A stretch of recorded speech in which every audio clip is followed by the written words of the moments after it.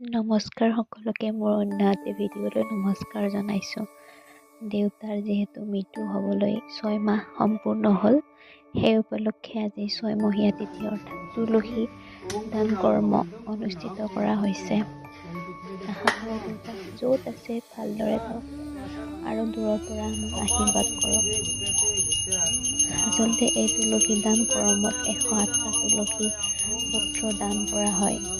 তেওঁৰ আত্মাই যাতে সদ্গতি লাভ কৰে সেই উপলক্ষে এয়া ব্ৰাহ্মণে তেওঁৰ কৰ্ম কৰিছে। লগতে এয়া তুলসী পত্ৰত মই চন্দন লগাই আছিলোঁ।